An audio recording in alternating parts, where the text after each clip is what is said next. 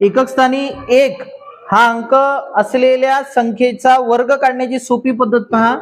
समजा आपल्याला 21 चा वर्ग करायचा आहे, मग 1 चा वर्ग किती बाळांनो? 1. या मधल्या दुसऱ्या संख्येची दशक स्थानी असलेल्या संख्येची दुप्पट करायची. याची दुप्पट किती? 2 ची दुप्पट 4. आणि ह्या 2 चा वर्ग करायचा, परत याच 2 चा वर्ग किती? 4. म्हणजे आपल्याला ह्या संख्या मिळाल्या किती? 4 4 1 म्हणजेच 441. 21 चा वर्ग किती? 441. त्यानंतर समजा आपल्याला वर्ग करायचा 31 चा, मग 31 चा वर्ग करताना या 1 चा वर्ग किती? 1. या 3 ची दुप्पट करायची.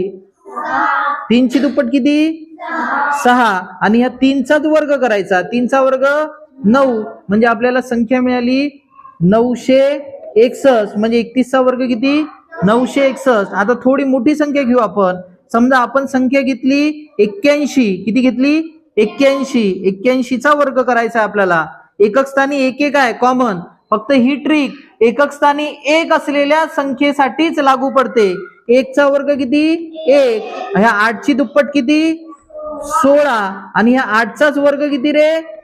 64. बरोबर का नाही? हा, मग आता आपल्याला आता हा जो 1 आहे, हा 1 काय करायचा? या 64 मध्ये काय करायचा? मिळवायचा. म्हणजे हे एक ही संख्या एकक स्थानी जशीच्या तशी लिहायची. 6 जसेच्या तसे. आणि हा 1 जर याच्यात मिळवला तर किती होणार? 64 आणि 1 65.